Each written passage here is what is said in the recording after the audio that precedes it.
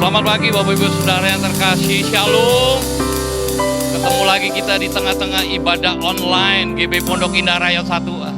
Dan saya percaya pagi ini yang datang dengan hati yang lapar dan haus akan Tuhan akan dipuaskan oleh Tuhan. Sebab ketika kita hari ini ada sebagaimana kita ada, itu semua karena kebaikan Tuhan, semua karena kemurahan Tuhan.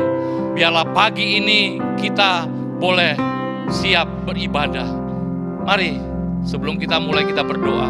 Bapa, terima kasih oleh karena kemurahan-Mu dan kebaikan-Mu Tuhan. Hari ini, pagi ini kami boleh ada sebagaimana kami ada. Kami bersyukur ya Tuhan. Kau berkati Tuhan ibadah kami pagi ini. Dari awal perengan sampai akhir Engkau hadir tengah-tengah kami. Roh Kudus melawat menjamah setiap kami.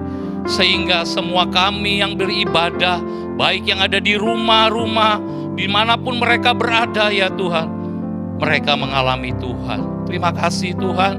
Terpujilah nama-Mu kekal sampai selama-lamanya. Dalam nama Tuhan Yesus kami berdoa. Amin.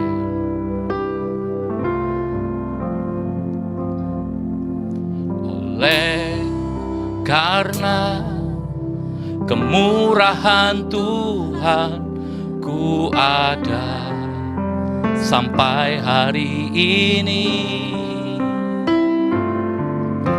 Oleh karena kebaikan Tuhan, janji-Mu terjadi sekali lagi katakan oleh karena kemurahan Tuhan, ku ada sampai hari ini.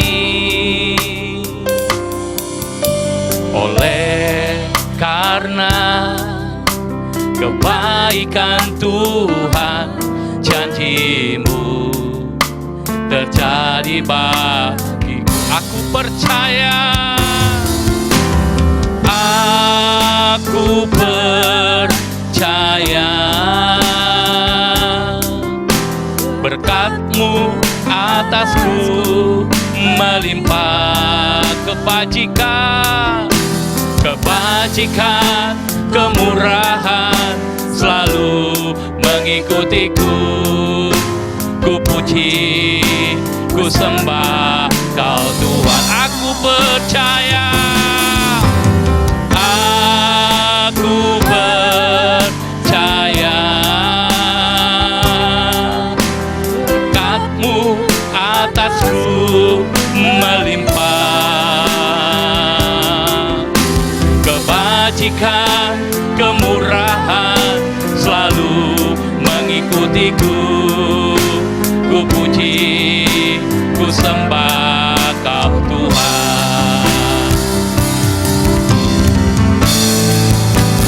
Katakan, aku percaya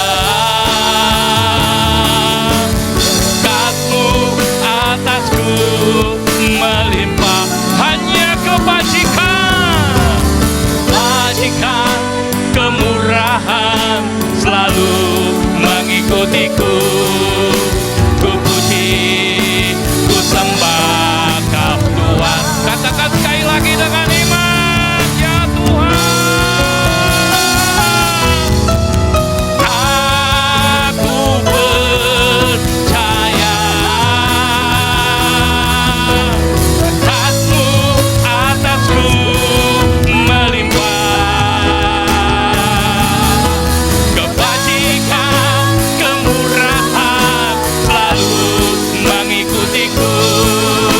Ku puji, ku sembah Kau Tuhan. Mari sembah Dia, musik sembah Tuhan.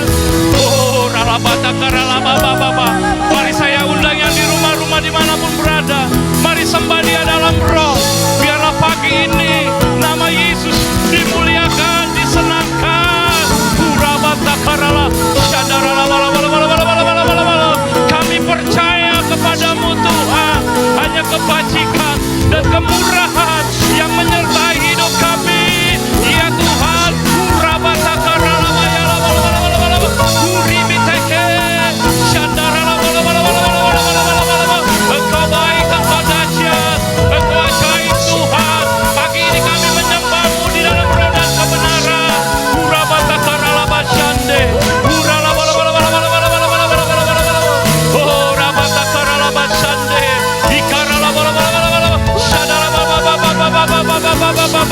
Sekali lagi katakan, yes, aku percaya. Aku percaya. Berkat-Mu atasku melimpah. Kebajikan, kebajikan, kemurahan selalu mengikutiku. Ku puji, ku sembah Kau Tuhan. Kebajikan, kebajikan, kemurahan selalu mengikutiku. Ku puji, ku sembah Kau Tuhan. Sekali lagi kebajikan, kebajikan, kemurahan selalu mengikutiku. Ku puji, ku sembah Kau Yesus. Yang di rumah-rumah dimanapun berada, tepuk tangan bagi Yesus. Katakan haleluya, amin. Engkau dahsyat Tuhan. Terima kasih Tuhan.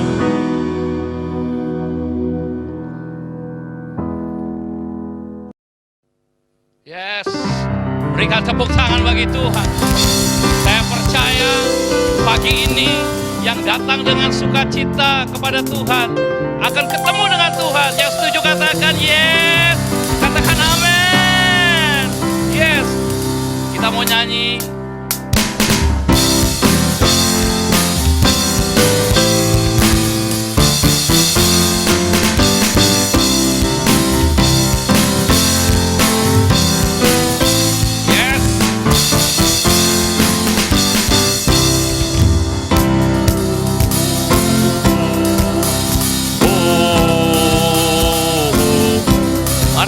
Katakan sekali lagi ya. Masuki gerbangnya dengan hati bersyukur, halamannya dengan pujian. Kataku hari ini harinya Tuhan. Ku bersuka sebab Dia girang. Sekali lagi ya. Ku masuki gerbangnya dengan hati bersyukur, halamannya dengan pujian. Kataku hari ini harinya Tuhan. Ku bersuka sebab Dia girangkan. Ya mari. Oh Dia girangkanku, ku bersuka sebab Dia girangkanku. Dia girangkanku, oh Dia girangkanku, ku bersuka sebab Dia girangkanku.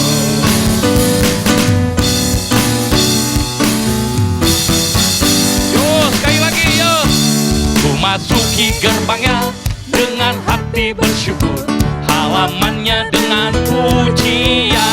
Kataku hari ini harinya Tuhan. Ku bersuka sebab Dia girang. Yo Dia girang. Dia girangkanku, oh Dia girangkanku, ku bersuka sebab Dia girangkanku. Dia girangkanku, oh Dia girangkanku, ku bersuka sebab Dia girang. Sekali lagi Dia girangkan.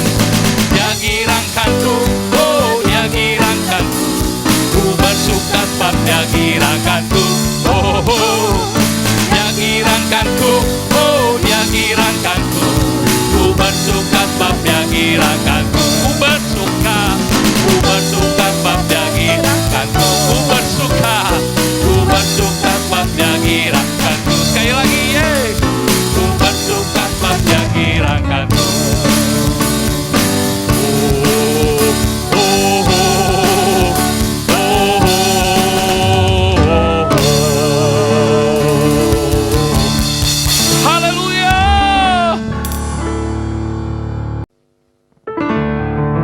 Mari Bapak Saudara, pagi ini kita siapkan hati kita untuk firman Tuhan. Biarlah firman Tuhan pagi ini itu menjadi rema dalam hidup setiap kita. Mari kita siapkan hati kita untuk kita masuk dalam firman Tuhan. Bapa, terima kasih, kami mau siapkan hati kami pagi ini Tuhan menjadi tanah yang subur untuk setiap benih firman-Mu boleh terus berakar dan bertumbuh dan berbuah dalam hidup setiap kami Tuhan. Terima kasih ya Tuhan, terima kasih. Dengarlah doaku ya Tuhan, doaku, biar semua suku bangsa datang menyembah. Sekali lagi katakan, dengarlah, dengarlah doaku ya Tuhan, doaku, biar semua suku bangsa datang menyembah-Mu. Serukan namanya Yesus, Yesus, Yesus, mulia nama-Mu. Yesus, Yesus, mulia nama-Mu. Biarlah pagi ini kita lebih lagi banyak berdoa untuk negeri dan bangsa kita. Katakan, dengarlah doaku ya Tuhan, doaku, biar semua suku bangsa datang menyembah. Serukan nama Yesus, Yesus, Yesus, mulia nama-Mu. Yesus, Yesus, mulia nama-Mu. Kata Yesus,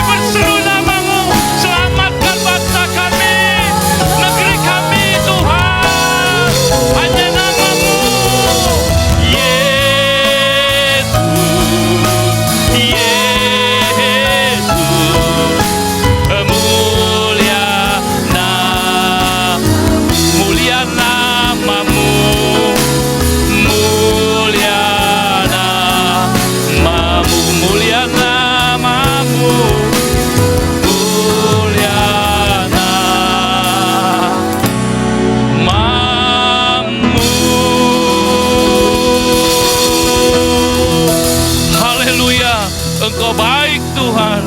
Terima kasih dalam nama Yesus.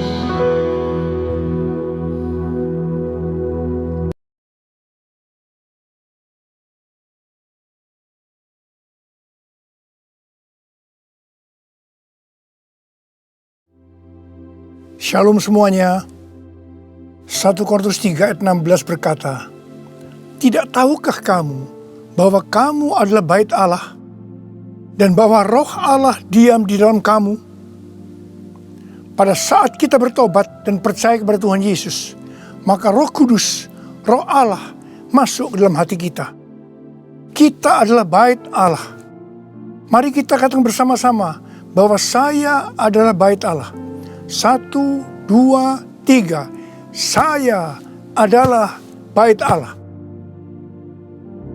Sesuai dengan Roma 8 ayat 2, bahwa roh yang memberi hidup yang ada di dalam kita telah memerdekakan kita dalam Kristus dari hukum dosa dan hukum maut. Pada tanggal 17 Agustus 2020, kita merayakan ulang tahun kemerdekaan Republik Indonesia yang ke-75. Seperti Tuhan memberikan kepada kita kemerdekaan, yaitu merdeka dari penjajahan hukum dosa dan hukum maut, maka Tuhan sudah memberikan kemerdekaan bagi Indonesia dari segala bentuk penjajahan. Dirgahayu Republik Indonesia. Dalam masa pandemi COVID-19 ini, kita harus melakukan seperti yang tertulis dalam Yeremia 29 ayat 7. Yaitu kita harus mengusahakan kesejahteraan negara di mana kita tinggal. Dan berdoa untuk negara kita kepada Tuhan. Sebab kesejahteraan negara Indonesia yang tercinta ini adalah kesejahteraan kita semua. Yang mau melakukan ini katakan amin. Kita sebagai bait Allah harus hidup dipimpin oleh Roh Kudus, bukan hidup menurut daging. Roma 8 ayat 13 berkata, sebab jika kamu hidup menurut daging, kamu akan mati. Tetapi jika oleh Roh kamu mematikan perbuatan-perbuatan tubuhmu, kamu akan hidup. Salah satu peran dari Roh Kudus dalam kehidupan kita adalah bahwa Roh Kudus akan mengurapi kita. Pengurapan yang berasal dari Roh Kudus ini yang akan mengajar kita dalam setiap pemikiran, keputusan, dan langkah yang harus diambil. Selain itu, peranan Roh Kudus juga memberikan kepada kita kuasa untuk menjadi saksi Yesus dalam menyelesaikan amanat agung. Di dalam era Pentakosta ketiga ini, untuk menyelesaikan amanat agung, Tuhan menyediakan pengurapan dan kuasa double portion kepada kita. Kita akan melakukan apa yang dilakukan oleh Tuhan Yesus pada waktu Dia ada di bumi ini. Bahkan hal-hal yang lebih besar.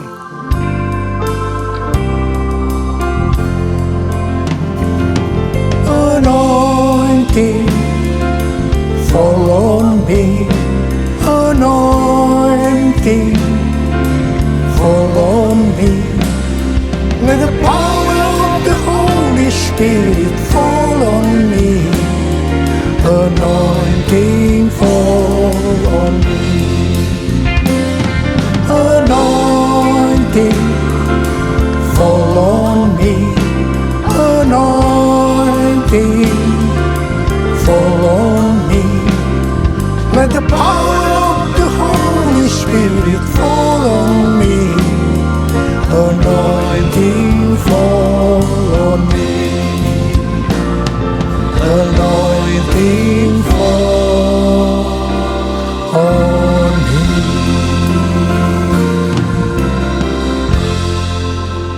Daud adalah seorang yang sangat mengasihi Allah. Daud merindukan untuk mendirikan bait Allah.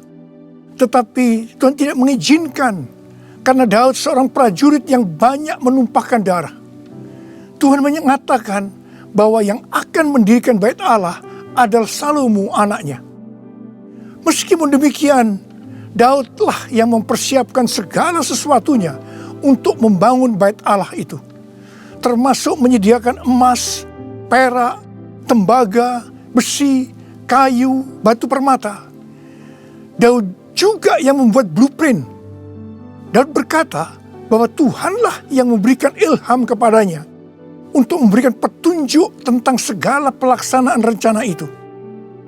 Secara pribadi, Daud juga mempersembahkan emas dan perak untuk pembangunan itu. Pada waktu Daud menantang bangsa Israel untuk memberikan sumbangan untuk pembangunan bait Allah, dikatakan bangsa itu bersuka cita karena mereka memberi dengan rela dan tulus ikhlas. Demikian juga dengan Raja Daud, dia sangat bersuka cita untuk membangun bait Allah yang adalah tubuh kita ini. Syarat yang utama adalah mengasihi Tuhan. Karena kita mengasihi Tuhan, maka kita akan mempersiapkan segala sesuatunya untuk membangun tubuh kita sebagai bait Allah, yaitu membangun kerohanian kita. Salah satunya dengan memberikan persembahan secara materi kepada Tuhan dan kepada sesama. Memberi kepada Tuhan dan kepada sesama bukan hanya bagi orang-orang yang berkelimpahan secara materi, tetapi juga untuk orang yang berkekurangan. Pada waktu kita memberi, seperti yang terjadi kepada Daud dan bangsa Israel, maka kita akan mengalami sukacita yang melimpah. Filipi 4 ayat 4 berkata, bersukacitalah senantiasa dalam Tuhan. Sekali lagi kukatakan, bersukacitalah. Dalam masa pandemi COVID-19 ini, banyak orang yang kehilangan sukacita. Itu memang rencana iblis untuk menghancurkan kita. Tetapi Tuhan memberikan kunci untuk mengembalikan sukacita itu, yaitu dengan cara memberi.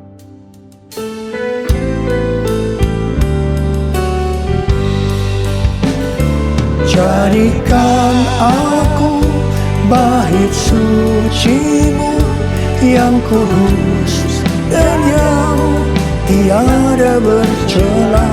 Jadikan aku mezbah doa-Mu bagi keselamatan bangsaku, bagi keselamatan bangsaku.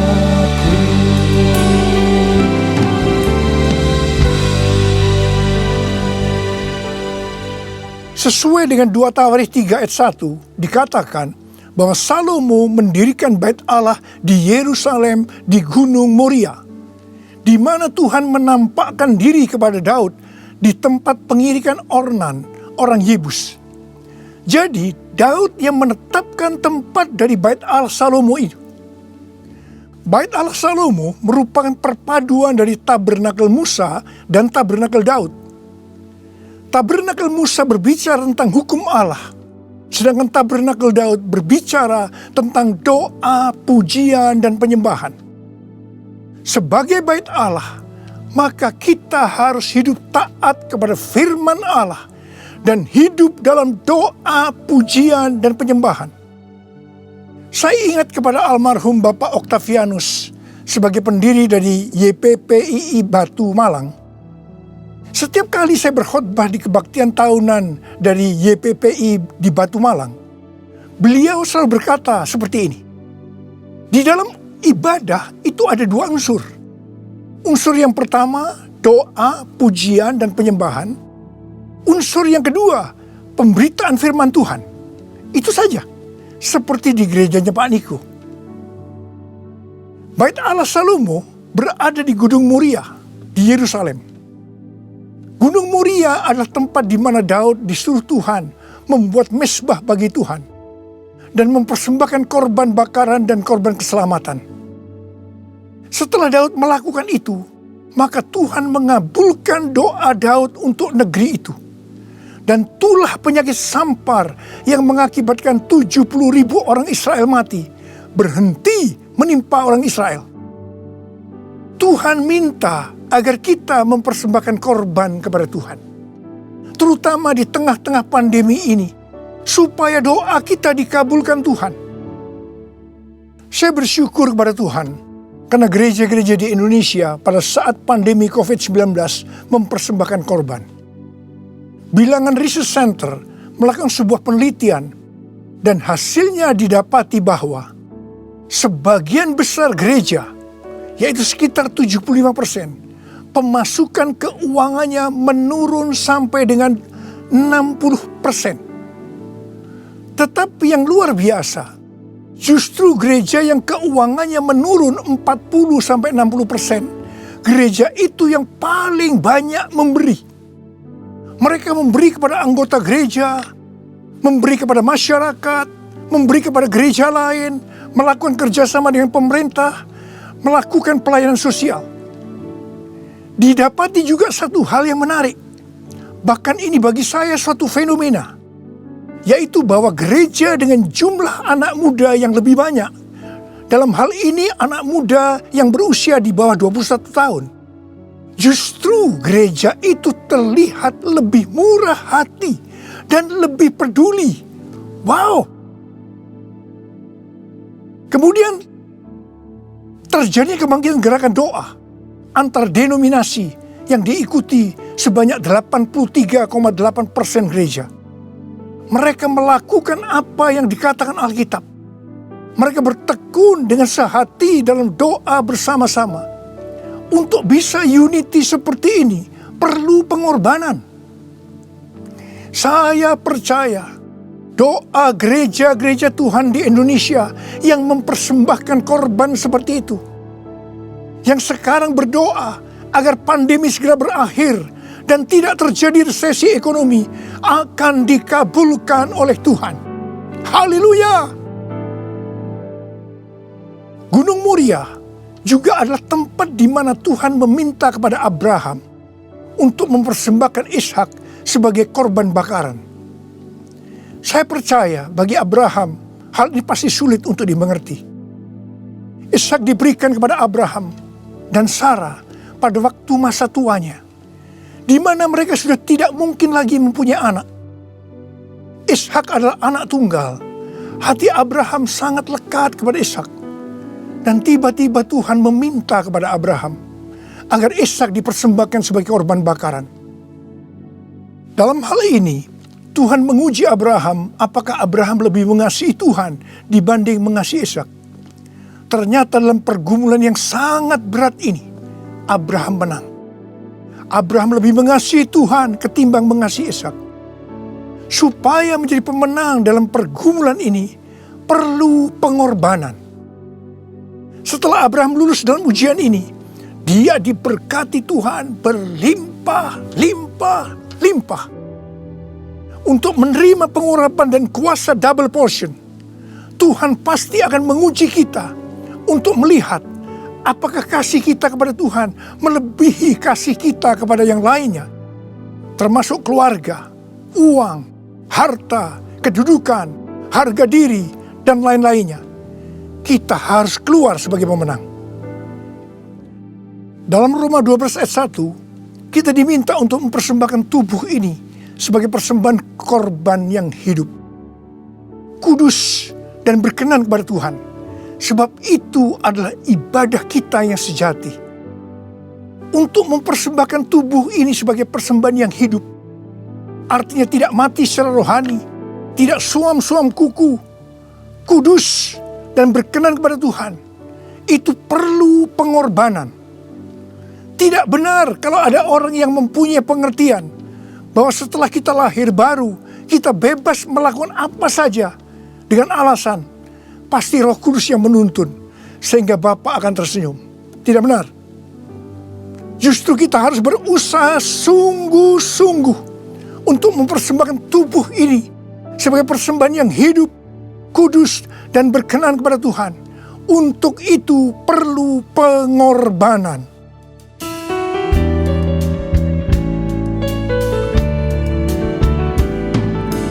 Bapa, ku persembahkan tubuhku sebagai persembahan yang hidup, kudus, dan yang berkenan padamu, sebagai ibadah yang sejati.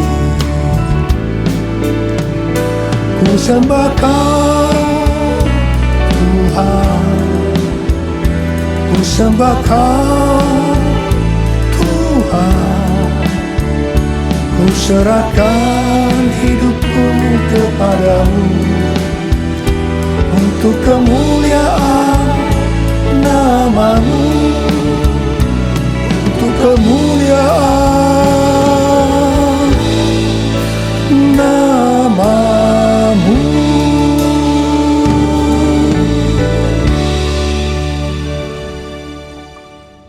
Pada awal tahun 2009, Tuhan berkata kepada saya dari Wahyu 3 ayat 11a, bahwa Aku datang segera. Saya sudah sering mendengar kata-kata ini. Tetapi pada saat itu ada sesuatu yang lain. Saya gemetar dan saya berkata kepada Tuhan, Tuhan, apa yang akan Tuhan kerjakan? Dan apa yang harus kami lakukan? 6 bulan kemudian, Tuhan baru menjawab pertanyaan tentang apa yang akan Tuhan kerjakan dengan berkata, Aku akan mencurahkan rohku. Aku akan mencurahkan rohku. Pada saat Roh Kudus dicurahkan, akan terjadi seperti yang terdapat dalam Yoel 2, ayat 28 sampai dengan 32. Ada 3 tanda yang akan terjadi. Tanda yang pertama, anak-anak, pemuda, dan orang tua akan dipakai Tuhan secara luar biasa. Katakan amin. Tanda yang kedua, mujizat akan terjadi luar biasa. Tetapi tanda yang ketiga, goncangan juga akan terjadi luar biasa.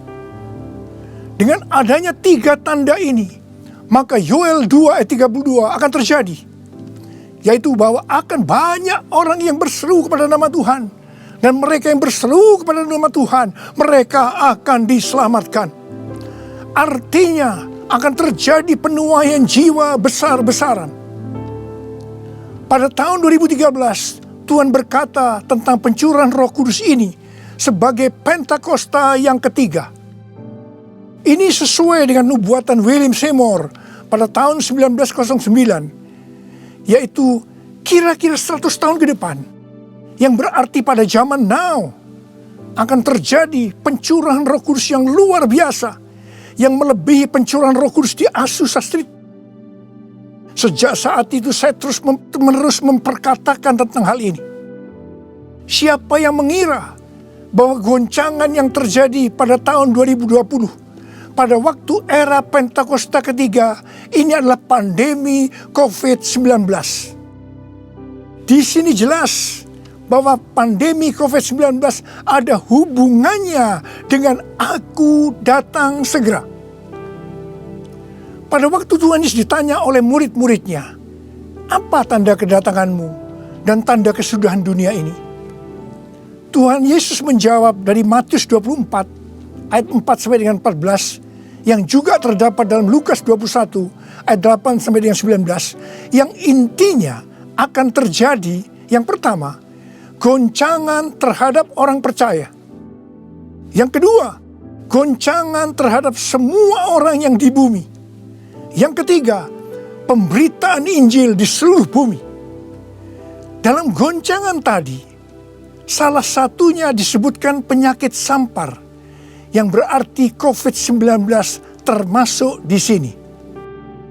Jadi, pandemi COVID-19 ini adalah bagian dari tanda-tanda kedatangan Tuhan Yesus untuk kali yang kedua.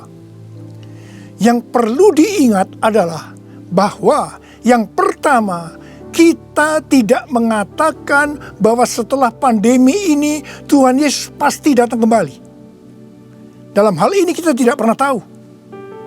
Yang kedua, kita juga tidak bisa berkata bahwa Tuhan Yesus pasti belum datang setelah pandemi ini, atau lama setelah pandemi ini berakhir. Dalam hal ini pun kita juga tidak pernah tahu. Yang penting adalah bahwa pandemi COVID-19 ini adalah warning kepada kita bahwa kedatangan Tuhan Yesus sudah semakin dekat. Kalau dalam kitab Wahyu saja, Tuhan Yesus berkata, Aku datang segera, sebanyak 4 kali. Waktunya sudah dekat, waktunya sudah singkat sebanyak 2 kali.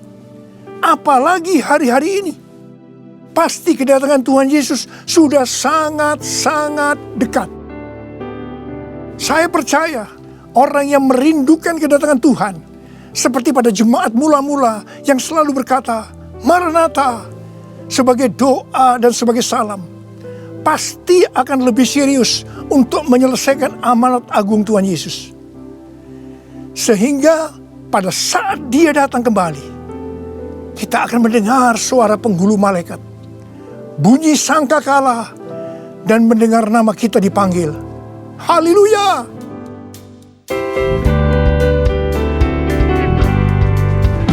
Kalau bunyi sangkakala, kalau bunyi sangkakala, katakanlah, kalau namaku dipanggil ku ada. Kalau namaku dipanggil ku ada. Siapa yang percaya pada saat nama kita dipanggil, kita akan mendengar panggilan itu? Boleh angkat tangan. Mari, saudara yang percaya, nyanyikan lagu ini bersama saya. Tak lama lagi kita bertemu Tuhan. Tak lama lagi kita bertemu Tuhan. Amin. Tak lama lagi kita bertemu Tuhan. Haleluya, haleluya, kita bertemu Tuhan. Haleluya, haleluya, kita bertemu Tuhan.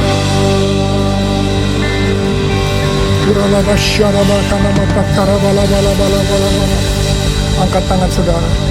Berbahasa roh, berbahasa roh, berbahasa roh saat itu. Kuriala bala bala bala bala bala bala bala bala bala bala. Oh dia bahkan nama ya bala bala bala. Oh Yesus, Yesus. Tidak lama lagi kami akan bertemu dengan Kau Tuhan. Kau akan segera datang ke kali yang kedua. Biarlah kami boleh mempersiapkan diri Tuhan. Kami berdoa buat anak-anak-Mu semua Tuhan. Pakai kami hari-hari ini untuk menyelesaikan amanat agung Tuhan Yesus. Curahkan pengurapan buat mereka. Terima, terima, terima, terima. Kamu berdoa dengan mereka Tuhan. Untuk menyembuhkan mereka yang sakit, yang mengalami kesusahan. Terima kesembuhan. Terima kesembuhan. Terima, terima, terima, terima. Ora labakan nama ya rala bala bala. Ora bala bala. Ira bala bala bala bala bala bala bala bala. Oh Yesus, Yesus, Yesus, Yesus. Oh Yesus, Yesus, Yesus, Yesus, Yesus, Yesus, Yesus. Mari saudara-saudara, kita akan masuk dalam perjamuan kudus. Kita akan mengingat ayat ini. Sebab setiap kali kamu makan roti ini dan minum cawan ini, kamu memberitakan kematian Tuhan sampai Ia datang. Perjamuan kudus adalah perjamuan Tuhan Yesus sendiri. Setiap kali kita masuk dalam perjamuan kudus, Tuhan Yesus selalu berkata begini, biarlah ini menjadi peringatan akan daku. Karena itu, mari arahkan hati saudara kepada kebaikan Tuhan. Kita akan mengingat kebaikan Tuhan. Mari tundukkan kepala. Tuhan, siapakah kami ini sebelum kami mengenal Engkau? Kami ini semua orang berdosa. Upah dosa adalah maut, mati. Tapi Engkau yang tidak berdosa telah dijadikan dosa oleh karena kami semua. Engkau harus turun dari sorga mulia, mati ganti kami dengan penderitaan yang luar biasa. Sungguh kalau kami pikirkan Tuhan, betapa baiknya Engkau itu. Engkau jadikan kami sebagai anak-anak-Mu. Engkau tuntun, Engkau bela, Engkau berkati, Engkau lindungi kami. Engkau juga tegur kalau kami salah. Engkau sembuhkan kami Tuhan. Itu Engkau ya Aba. Itu Engkau ya Aba. Tuhan terima kasih. Terima kasih.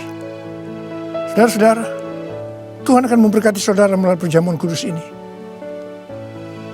Tapi Tuhan mau kita makan dan minum perjamuan kudus dengan cara yang benar. Karena itu masing-masing. Sekarang introspeksi. Lihat keadaan dirimu masing-masing. Jangan menyimpan dosa.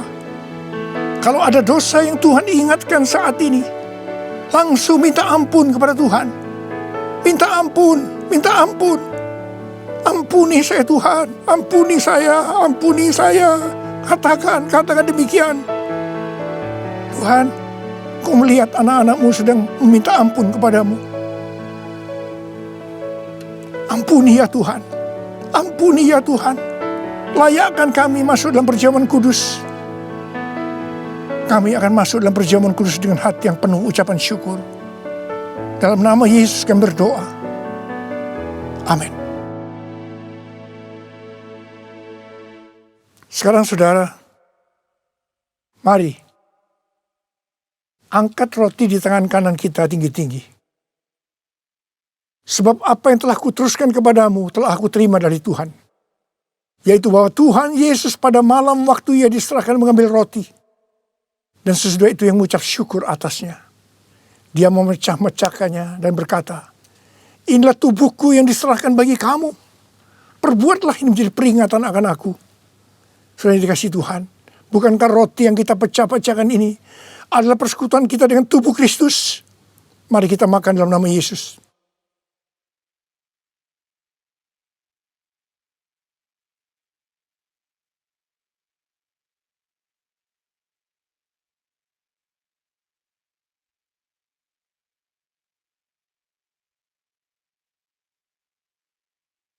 Sekarang angkat cawan di tangan kanan saudara tinggi-tinggi. Demikian juga ia mengambil cawan sesudah makan lalu berkata, cawan ini adalah perjanjian baru yang dimeteraikan oleh darahku. Perbuatlah ini. Setiap kali kamu meminumnya menjadi peringatan akan aku. Saudara dikasih Tuhan, bukankah cawan pengucapan syukur yang atasnya kita ucapkan syukur adalah persekutuan kita dengan darah Yesus? Mari kita minum dalam nama Yesus.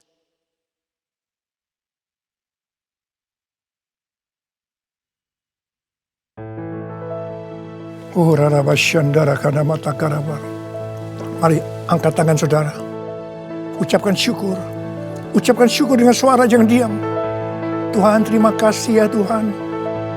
Terima kasih ya Tuhan. Terima kasih ya Tuhan. Terima kasih. Ucapkan syukur pada Tuhan. Ucapkan syukur. Kami bersyukur buat kebaikan-Mu ya Tuhan, ya Tuhan, ya Tuhan. Kami bersyukur, kami berterima kasih kepadamu ya Tuhan. Terima kasih Yesusku, terima kasih Yesusku. Puji syukur hanya bagi Tuhanku. Terima kasih Yesusku, terima kasih Yesusku. Puji syukur hanya bagi Tuhanku. Terima kasih Yesusku, terima kasih Yesusku. Puji syukur hanya bagi Tuhanku. Terima kasih Yesusku, terima kasih Yesusku. Puji syukur hanya bagi Tuhanku. Puji syukur hanya bagi Tuhanku. Puji syukur hanya bagi Tuhanku.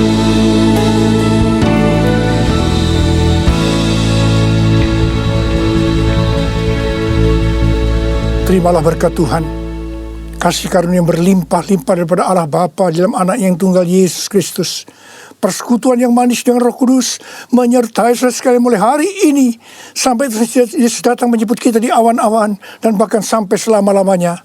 Yang percaya bersama-sama katakan amin.